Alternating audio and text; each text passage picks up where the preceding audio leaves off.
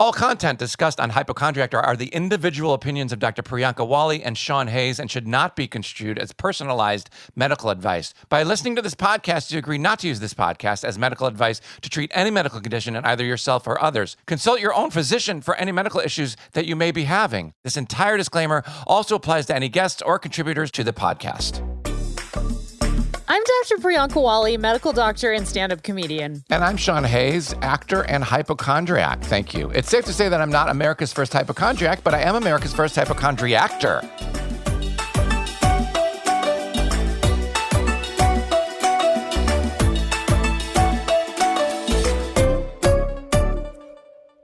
So, Priyanka, Happy New Year. I know. Happy New Year to you, too. What has been going on since the last time I talked to you, which was it yesterday that we did this? I don't remember. Was it yesterday? I want to ask you, do you have any superstitions? Somebody asked me that the other day. I don't have any superstitions. I have rituals, but I'm not superstitions. Like, before I get on the plane, I'll do my right hand and my right foot touch the plane first. Really? Interesting. So if you touch your right hand and right foot, what happens? The plane won't crash? Correct. Oh, okay. Interesting. Yeah. It works, by the way. Okay, great. I mean, yeah, you're here. I'm going to try that next time. I'm Kashmiri. We have tons of superstitions. You do? Okay, in Kashmiri culture, seeing a white cat means someone's going to die. White cat equals death. Or something like not good. That's interesting because I played a white cat in a movie called Cats and Dogs. I played Mr. Tinkles, who was the villain. And then, of course, the James Bond movie From Russia with Love or something, where the villain was petting the white cat. So it's always seemed to be like a white cat. Now, let me ask you this. I just learned this about a white elephant. You know, at Christmas time, you do like a white elephant gift. That's the Secret Santa, right? Yeah. Do you know where the white elephant comes from? Isn't it from the Russian vodka drink? No, that's a white Russian. Oh, okay. I just learned this, and you can maybe fill in the blanks for me. I think it's an Indian culture. I could be wrong, but it is the East where, you know, thousands of years ago, whatever, the ruler, if a peasant or just a regular civilian insulted the king, the king would bestow this peasant with a white elephant, which was a magnificent gift, right? Which was amazing. But it wasn't just a great gift because taking care of a white elephant meant you had to spend tons of money and time and energy in caring for it because it was so rare that the person that it was gifted to would lose all their money and their entire lifestyle. Oh, whoa. So it was a gift that would like screw. It's like winning the lottery. You know those people that win the lottery and then their lives fall apart? So it's like that. Yeah. In Kashmiri culture, they have this thing where they say don't eat fish and yogurt because then you'll get sick. They're always like, you'll get sick. And I don't know where that comes from or what the history behind that is. But yeah, lots of different superstitions. I'm going to back that because nothing sounds less appealing or satisfying than fish and yogurt. I get it. It doesn't even have to be a superstition. That's just gross. Yeah.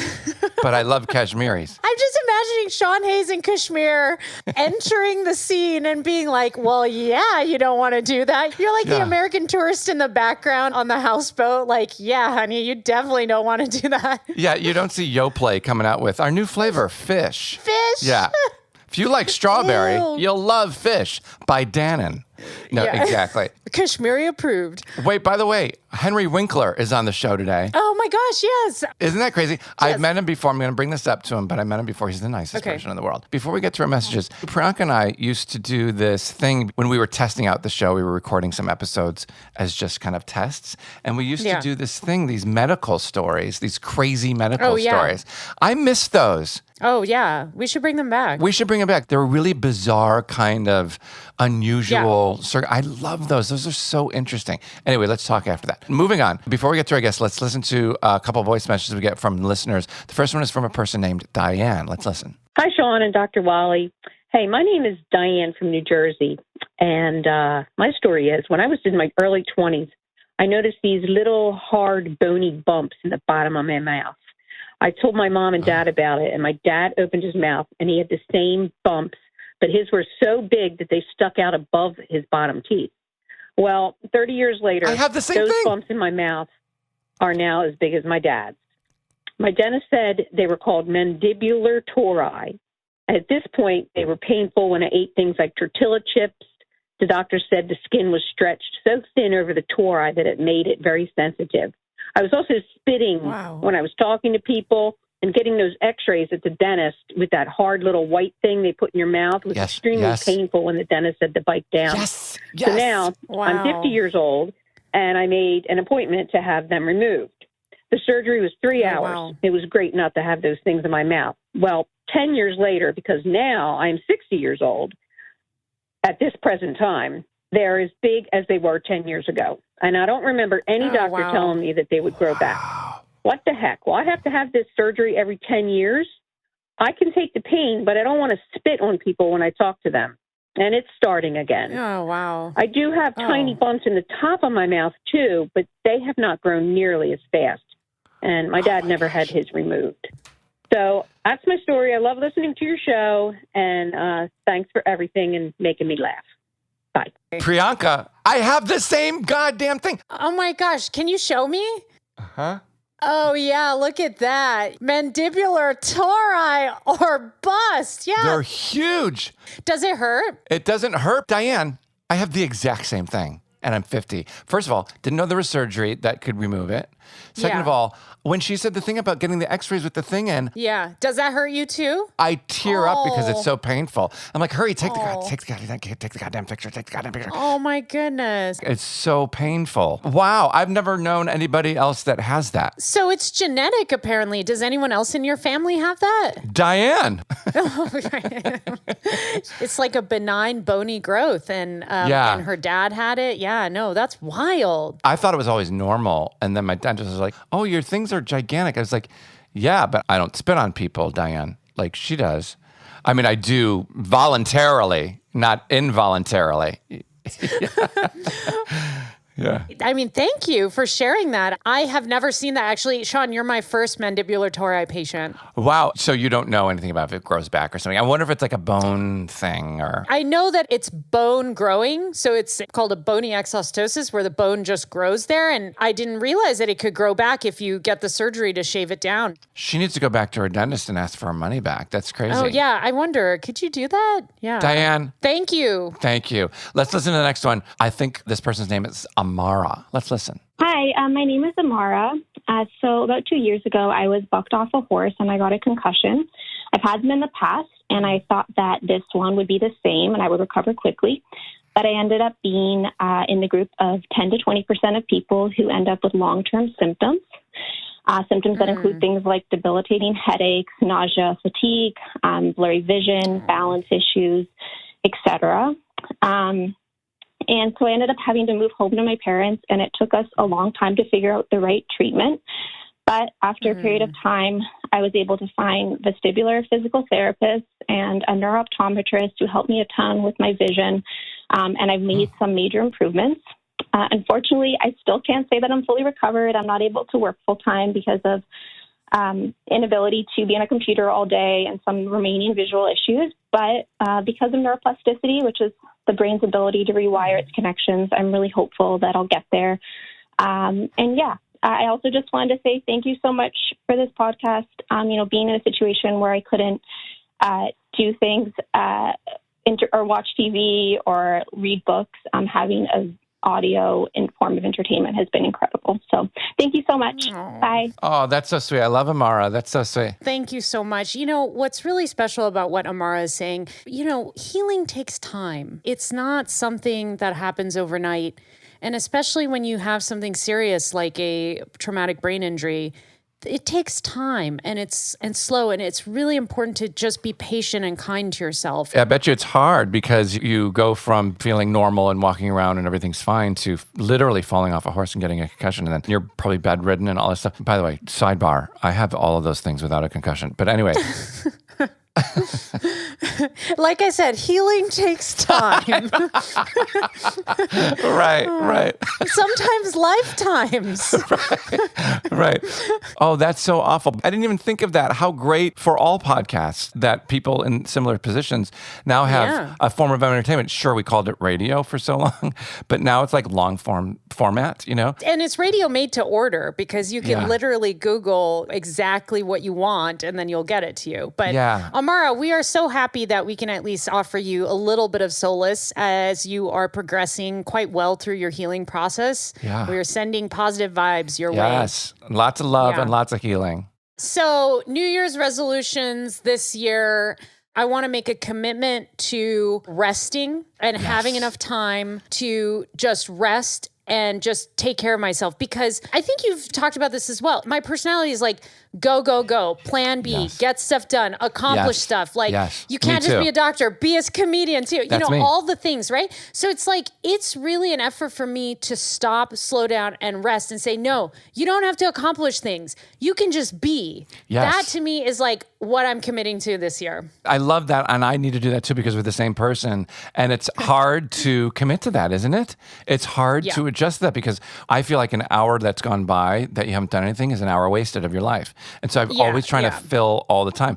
But you know, it's all about finding the balance. Balance, yeah. No, obviously it's important to have purpose in one's life so you can do things, but then you don't want to go overboard where it's like you don't have any time. You're just making your schedule fill up with stuff because you don't want to actually like just be with the silence and the stillness. Because that's death to me, that silence. Oh my God. It is. It can be uncomfortable. Also, contextually, the society we live in, right? Yeah. It's go, go, go, capitalism, marketing, like all the things, right? Like you just want to buy the next thing and be the next thing and fill the empty hole. Fill the hole. Yeah. So there's a lot of context where it's like we're sort of told that we need to be productive in order to be valuable to society, but just resting and being it's so important. I remember, I may have said this to you before, but when I was in college, you don't consider your parents like time and energy, and you just look at them as like a means for money, shelter. Like you don't almost see them as people until you get older. You're like,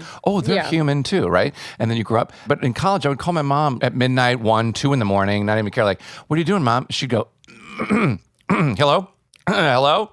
And I go, you sleeping? No, I've been up. What's up? What's going on? And she was so embarrassed to sleep. Like sleep is a weakness. Like resting is a weakness. Not being productive is a weakness. It's like, no, it's just as important as being productive is resting. So I think that's funny that she used to do that. I was like, Mom, it's okay if you're sleeping. Just say, I'll call you back. No, what do you want? I'm up. I'm up. I'm never asleep. I know. In this kind of colonial capitalist construct, rest is a form of resistance. Rest is really a form of protest that, no, I'm not going to just go and like be a pawn in the system. I'm actually going to create space and advocate for myself and actually just rest and be. This is why what Simone Biles did at the Olympics was so profound. Yeah, I mean, that was amazing. Such an amazing move on her part to be a leader for what real rest is supposed to look like in action. Yeah, I love that. Thanks, Simone Biles. We love you. Come on our show. Yeah.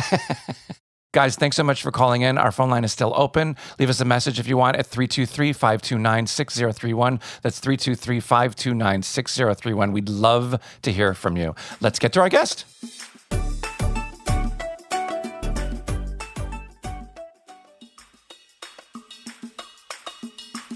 We are supported by Lumino. Lumino makes toothpaste, mouthwash, and whitening products that actually help your oral health instead of hurting it.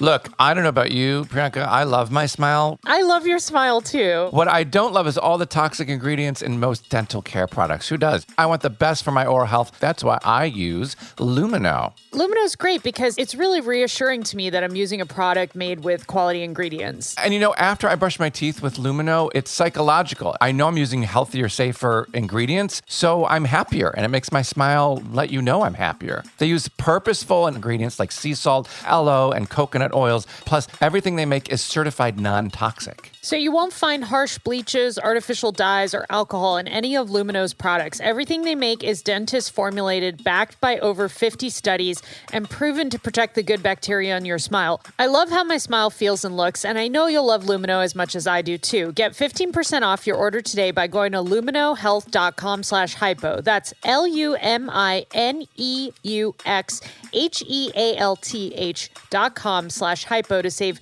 15% off. luminohealth.com/hypo.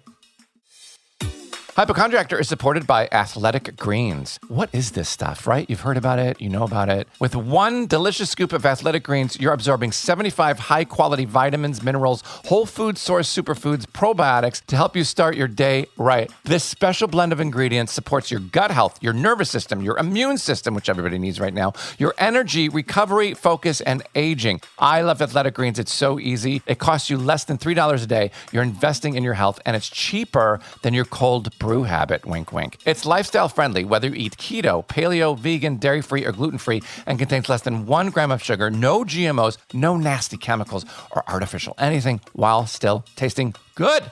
AG1 is a small micro habit with big benefits. Right now, it's time to reclaim your health and arm your immune system with convenient daily nutrition, especially heading into the flu and cold season. It's just 1 scoop in a cup of water every single day. That's it. No need for a million different pills and supplements to look out for your health. To make it easy, Athletic Greens is going to give you a free 1-year supply of immune-supporting vitamin D and 5 free travel packs with your first purchase. All you have to do is visit athleticgreens.com/hypo. Again, that is athleticgreens.com/hypo to take ownership over your health and pick up the ultimate daily nutritional insurance. You know our guest from his breakout role as Arthur Fonzie Fonzarelli in Happy Days, of course, my whole childhood, and you have seen his work in front of and behind the camera ever since. He's also an author of more than 30 children's books. Who knew that? You can see him in the upcoming season 3 of the critically acclaimed show Barry. He's amazing in his award-winning role as Gene Cousineau. Please welcome the one and only Henry Winkler, my idol. Wow. Henry. Hi. What a pleasure to see you both. You It's too. a pleasure to meet you. Welcome. Thank you. Priyanka, Henry, Priyanka. Yeah. So, Henry, we just ran into each other on the street, like, I don't know, In front a year of ago. Nate Now's. Yeah, the deli, a Jew in front of a deli. Yeah. Who would think? But I mean, that was, I said this to you then, I'll say it to you now, I'll say it to you every single time I see you, and I know you've heard this a million times. You are probably the kindest, biggest-hearted person in this business. Everybody says the exact same thing about you. You're one of the nicest people I've ever met. Thank you. But you know what I am, really, is I'm grateful. I'm just grateful that I'm walking on the earth. I love that. I love that. And part of your story, please interrupt at any time, going from New York to California at a young age. 27. And 27 years old. And then you get a couple gigs before Happy Days. Mary Tyler Moore. And then Happy Days. And then when you got Happy Days, were you, speaking of being grateful, obviously you were probably over the moon getting this regular gig. But was there a time after that was over, did you become grateful or were you always grateful? Always grateful. Yeah. Always grateful. Everything wasn't easy for me because I'm severely dyslexic and I constantly failed at everything. So when I won at something, like when I was 9 at a fireman's fair in Mahopac, New York, I won on the Wheel of Fortune a pair of Hopalong Cassidy pistols. I was so grateful I won. This was That's so funny. Yeah. Because you didn't feel like you won in school and all of I that. didn't feel like I won anywhere, no. Yeah. And here's the thing, though. Gratitude is a practice. So I'm curious, did anyone instill with you the principles of gratitude early on in your life, or is that something you figured out on your own? I never thought about that. That is such a wonderful question. I think it just was inside me. My parents were very short German Jews who, there was no happiness in my house. And so when they would explode and I had no idea why, I went into my room and I listened to opera. Oh, wow. And it calmed me down. Wow. It took my That's brain amazing. away. And like if my brain is pink and dealing with them, it turned really kind of like a dark gray. The opera brought me back to pink. That's so great. And did you become an opera aficionado? Yes. Now, I love opera. That's what I can say. Same. And there are arias that kill me. And my parents took me on Monday nights when I was about 11 to the opera, to the Metropolitan Opera, the old opera house in New York City, in a tuxedo. Oh, wow. I had to rent a tuxedo. Do you have a favorite opera? Tosca, I like. Yes. Carmen, I like. Yes, Carmen's great. Then there are others, and because you asked me, No, of course. Yeah. I was also into opera. My piano teacher's husband his name's Harold Bauer, fantastic guy, amazing conductor in the Chicagoland area. He would conduct operas, and at 11 years old, 11 years old, they asked me if I would go take notes for him. So I would sit in the orchestra pit with my legs dangling over and watching the Marriage of Figaro and Carmen and the Magic Flute and all these other operas, and I would memorize them because I'd have to go to all these rehearsals, and sometimes I would play some of the rehearsals. And so I got to learn all of them through just writing down notes, for him as rehearsal time. It was pretty wild. Henry, do you remember the very first time you listened to your first opera? I don't. I remember that this is what I think of now. The music that somebody created was so gigantic. And I love Sia. I love Bruno Mars. Brandy Carlisle, I'd like to meet her. She's the best. Okay. You would love her. Well, see, you know everybody. And I know I have puppies. But I've just thought that music is so big and rock and roll is so small. Oh, wow. It is. I know what you mean. Just in scale and volume and sound and all of those things. Yeah, I mean, can you imagine what it must have been like as a human experience, but way back in the day when the first opera came out and what it was like to hear that? People don't realize Mozart and Beethoven were Bruce Springsteen and Ariana Grande, like whoever it is, they were the rock stars. Yeah. She's got some voice. Ariana Grande? Ariana? Yeah. Oh, yeah. Do you know her? I do. I did Hairspray live with her on NBC, and she's lovely. We got along great. Well, if you ever talk to her, send her my best. I'll text her. Me too, Sean. Me too. Now, Henry, just really quick, I want to button up that grateful thing. The reason I asked you, were you grateful then or did you have to learn? Because I think I was so young, too, when I got a sitcom called Will and Grace. I was very young. How old? I was 26 or 7. Yeah. Yeah. Wow. Of course, I was like, oh my God, I was so excited. I can't believe I got even a pilot, let alone a series. And then as the show went on, I just assumed, like an idiot, oh, this is what happens to every actor. Eventually, some people will get a job like this. And people are like, what do you think about the reboot? Because we did a reboot of Will and Grace 11 years later. Yeah. And I was so much more grateful when the reboot happened because I had time and distance and age and hopefully, knock on wood, wisdom enough to be self-reflective and self-aware what a gift I had been given. But in the moment, I don't think I was as grateful. I grew to learn. But I don't think there is anything wrong with not understanding the enormity of being on a hit show with such talented people, but that you get there is the point, I think. Yes. And here it is. Sure. And I don't know, Pri, but I know you because I watch you. Your ability, and just from one actor watching another actor, and I called and I told your showrunner this, your ability to put physicality together with language at the same moment. There is nobody on television that can do what Sean Hayes does.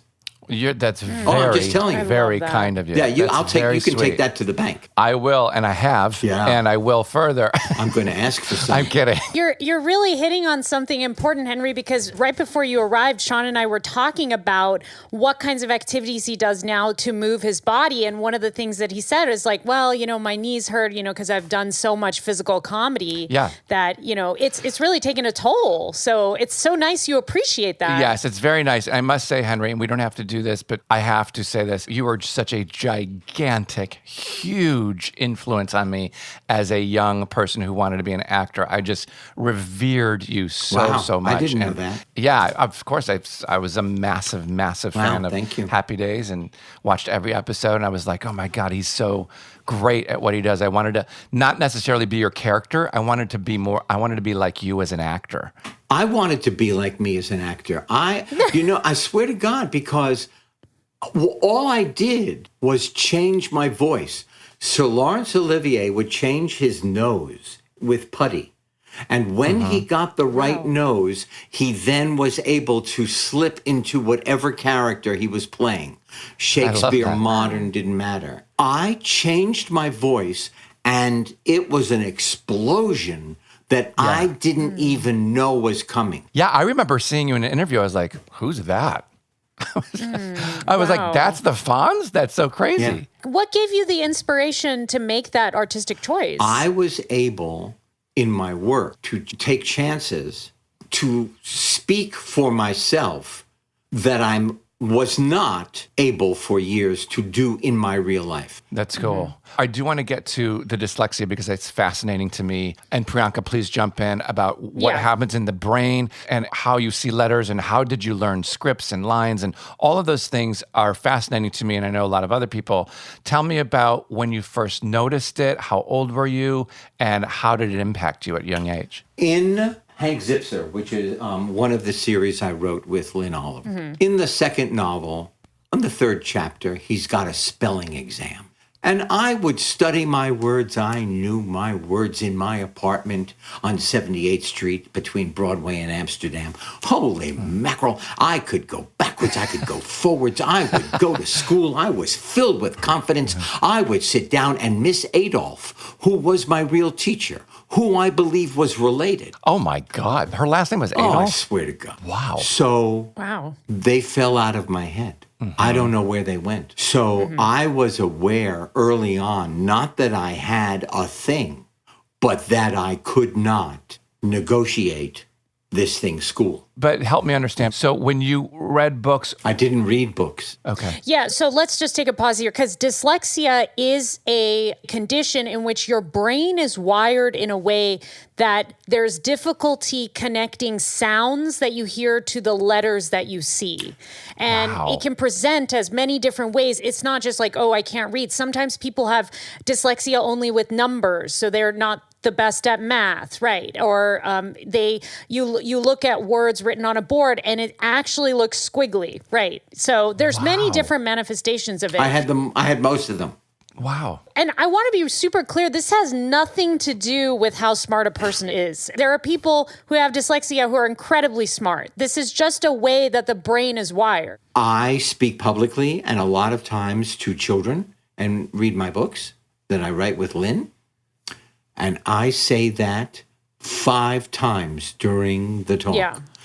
How you learn has nothing to do with how brilliant you are. Yes. I love that. Yes. This is very important. Otherwise, I wouldn't be here talking to you now. Right. I mean, Albert Einstein was also dyslexic, okay? So it what did really he do? has nothing to do with intelligence, right? Or whoever that guy was. Wait, so Henry, is it the dumbest of dumbest questions for someone like me who's as dumb as they come? How do you get by? How do you get through school? You become the class clown. You don't answer the questions. You find a reason you find a way not to read out loud. Yeah. Now, I've said this many times, but I would take A Tale of Two Cities.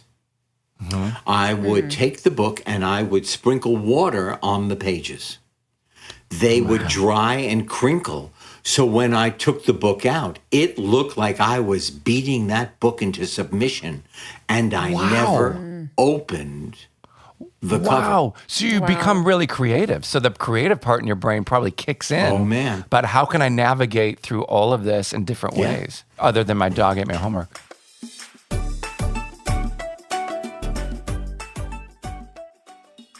This episode is sponsored by Monk Pack. Monk Pack makes snacks that taste like our favorite sugary treats, but with 1 gram of sugar or less. Yes, that's what's so good about them. Healthy snacks have a bad reputation, and let's be honest, most don't taste very good. They don't fill you up, and they certainly don't satisfy your cravings. Yeah, what's cool about the Monk Pack bars is that they make for great side desserts or side snacks. Yes, forget like the slice of cake and all that stuff. This is just as good, only way healthier. Monk Pack keto nut and seed bars have a perfect balance of sweet and salty, a crunch from whole nuts and seeds, and still manage manage to be soft and chewy. Yeah, they're great for anyone following a keto lifestyle and the perfect snack for anyone who's trying to eat better or cut back on sugar and carbs without sacrificing taste. And they come in these delicious flavors like sea salt dark chocolate, caramel sea salt, and peanut butter dark chocolate. I love it so much. I eat them all the time. Try it for yourself and you'll see we have a special deal for our listeners. Get 20% off your first purchase of any Munk Pack product by visiting monkpack.com and entering our code HYPO at checkout. Munk Pack is so confident in their product, it's backed with a 100% satisfaction guarantee. So if you don't like it for any reason, they'll exchange the product or refund your money, whichever you prefer. To get started, just go to monkpack.com. That's MUNKPACK.com and select any product. Then enter the code HYPO at checkout to save 20% off your purchase. Munk Pack, delicious, nutritious food you can count on. We thank them for sponsoring the podcast. I'm curious, when we interviewed Joel McHale, who also has dyslexia, and we asked him how he survived school, he said, I cheated my way through school. Did you also implement strategies like that? No, because you know why? I was too guilty to cheat. I just failed. Wow, of course. You are so sweet. I am humbled by your honesty and your integrity. Right. Well, I've got integrity problems elsewhere, but in this area, I didn't. Wait. But you were an honest failer. I was an honest failer. And I thought to myself, I don't want to be stupid. I'm organized. You know, when I went to school, there were pages that were lined pages in a loose leaf book, and you put reinforcements on every hole, right? So they wouldn't tear out of the... Right. I did all of that. I sharpened my pencils. They were all in my plastic bag. And so how long did this last before someone or you went like, I think something's going on here? My parents were embarrassed and never quite got that there was a problem. They thought I literally was lazy. My teachers thought I was lazy because I was so verbal. I wasn't living up to my potential. And when my stepson was in the 3rd grade and we had him tested, everything they said to him was true about me. And I went, oh my God, I've got something with a name. Yeah. Wait a minute. You are how old when? I was 31. I read my first book when I was 31. Wow. That's amazing. First of all, I think it's also important to look at the context, right? Prior to the invention of the written word, dyslexia wasn't a thing. Right. So it was only after we started using the written word to communicate that we started to identify these cases of neurodivergence. And, you know, this was a failing of the school system that they didn't catch that you had dyslexia and you were actually marginalized. You know, now we at least have better systems. The teachers are taught now better ways to recognize this earlier on. So people don't develop these thoughts about themselves that they're stupid or lazy or all the other kind of negative stories. Let me just say, when you are inside our brain, you don't need to be told. You look around and you think, oh my gosh, I am in the bottom 3%. I am stupid. This person can do it. Why can't I? You don't need someone else to tell you. That's why I always say parents, their job is to tell the child to clean their room 18 times a day for 18 years and just get into it. Right. And tell that child, you know, you are wonderful. You are so smart. Yeah. I don't care that you can't spell. That has nothing to do with the T in China. And they will say, but you're my parent. You have to say that to me. And you say, I don't have to say it. I really feel it, so I'm going to say it again. I feel like I read somewhere that they now write books for dyslexic people that are written in a dyslexic manner. Yeah, go ahead. Henry's book is written in that way. You can see there's lots of white space in between the words. I see. So there's more spaces in between the words. It's called the Dyslexia font, That's right? Isn't that? Yeah, That's right. So this is a special devised font. by a father in Holland for his children who were dyslexic. And it just makes this is the regular print. Oh, wow. It's much which looks like Times Roman. Yeah, kind of, smaller, less space in between words. Yeah. Yeah. And the other makes your eye and the page friends. Honestly, it's more relaxing just to look at that font. I feel calmer. I don't have dyslexia, but it's just from what you just showed me, that looks more pleasurable to read that Truly. way. Yeah, For I want to anybody. read the dyslexia font book. Yeah. Right. So let's flash a little to your acting career. You know, for auditions, you need to read the scripts. You have to audition. So how did you navigate that? Okay. So the first thing, let's take 1999. I'm asked by Neil Simon to read his play at the theater downtown in L.A. out loud with a group of actors. Do you remember the play? Yes, called The Dinner Party. I go, yes. I go, oh my God, what did you say yes for? What are you, nuts? You can't read off the page and make it come alive. What are you going to do? You can't do it. You have to call and say no. Put the phone down. You can't talk yourself out of it. This is Neil Simon. But you can't do it. Okay, so I read it over and over and over again so that semi-memorized all of my part. Wow. Read it, make him laugh, get asked to be in the version down here in the music center, go to Broadway, and with my late dear friend John Ritter, we were there for 9 months on Broadway with Len Cariou and Penny Fuller, and we did this play. Wow. I mean, so much extra work for you. Yeah. Just, You know what? If you have to want it, you have to want it without ambivalence, and then you figure out how you can do it. But if you don't, if you have ambivalence, sell shoes. Well, how interesting that you play the character Gene in Barry, who's an acting teacher. I think it's fantastic. It's great. Now, he was written as an asshole.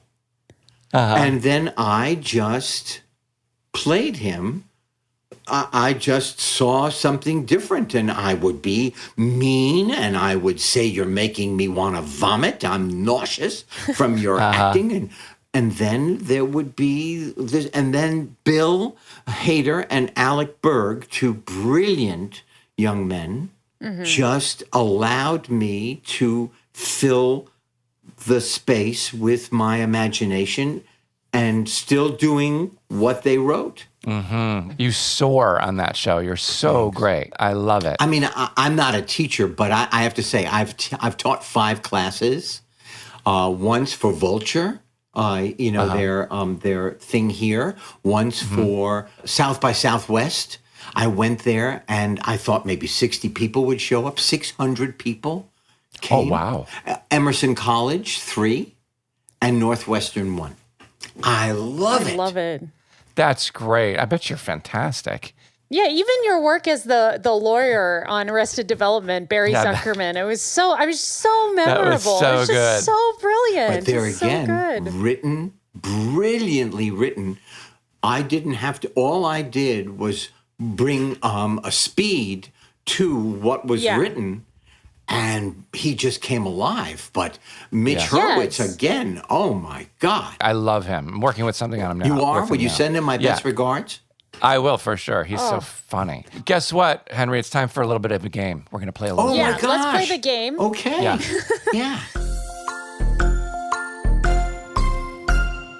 So it's called Dr. Wali's Hall of Fame. You'll each get 3 questions each. If you don't know the answers, I'll give you possible points for creativity. Sean's going to go up first for the first 3 questions. You mean I can make it up? You can make it up if you don't know. Yeah. But you'll know it. Yeah. You'll know it. Okay, Sean, question 1. On Earth, there are 3 types of rock. Sedimentary and metamorphic are 2 types. What is the 3rd type of rock found on planet Earth? Dwayne Johnson. Okay, I'm giving you a point for creativity. The answer is igneous rock. So there's igneous, sedimentary, and metamorphic. I would have only gotten sedimentary, but yeah. But that was a great answer. Okay, question 2 for Sean. In the musical Les Miserables, why is the character Jean Valjean imprisoned? Well, he stole bread. That is correct. Yeah. Second question, correct. Okay, 3rd That's question. too easy.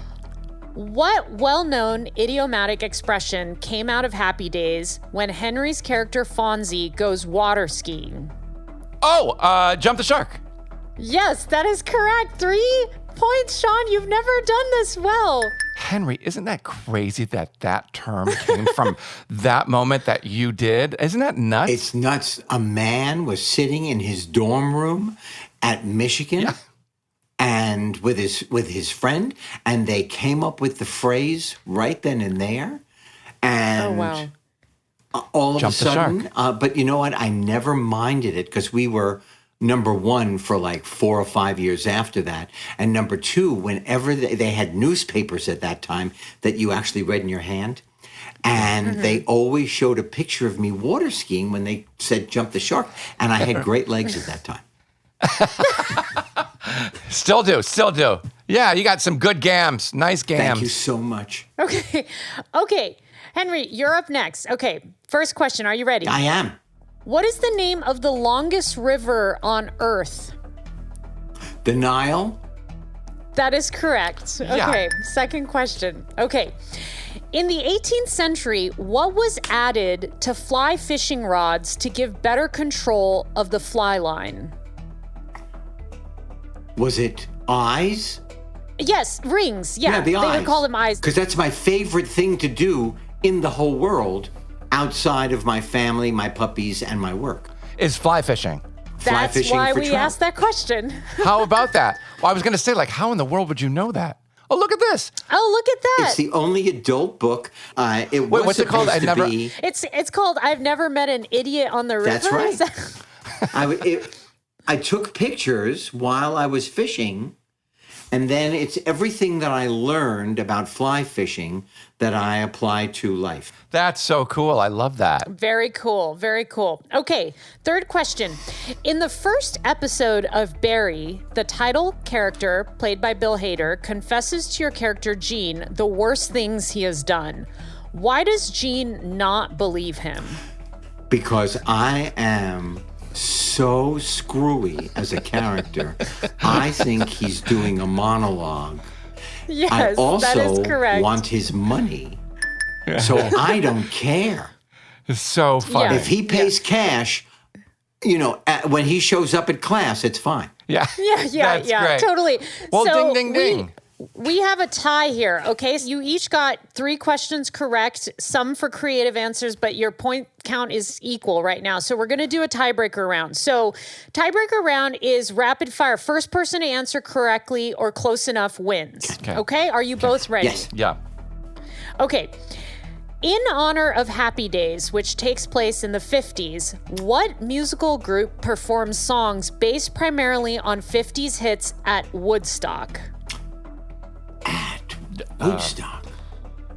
Was the lead singer Bowser? I was going to say Sha-na-na. Or Sha-na-na. Okay. The answer's Sha-na-na. We kind of both got it because Bowser's the lead singer of Sha-na-na. Yeah, but you got the name of you got the name of the group. That you got that one. Wow. Oh man, this was really a controversial win because you did say the lead singer. Well, I said Dwayne Johnson, which really wasn't the correct answer. So really, Henry won. You know what? Why don't we have dual winners today for Two the winners. first time in Two the winners. history I don't mind of sharing Hypo? the title.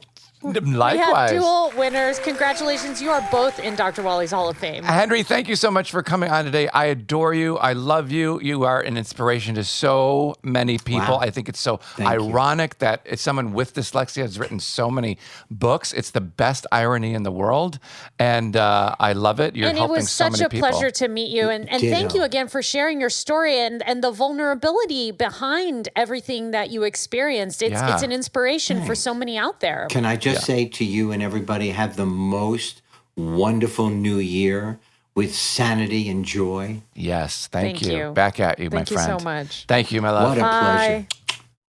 That was so amazing. So amazing. What a sweet soul. He's the best, the warmest, fuzziest, kindest guy. I love him so much. Yeah, and he was so open about what he experienced going to school. And, that's the kind of transparency that I think we need more of in terms of sharing what it's really like living with something. Everybody needs to be a little more vulnerable, a little more open, a little more honest. Yeah, it would only benefit the world. But he's so great, too, because he went on to direct and write and just all these things. He's such a success story. truly is an inspiration. Anyway, everybody, thanks for listening. Yes, you all are inspirations. Thank you to our listeners. Thank you, guys. Don't worry. Be healthy. Bye. Bye.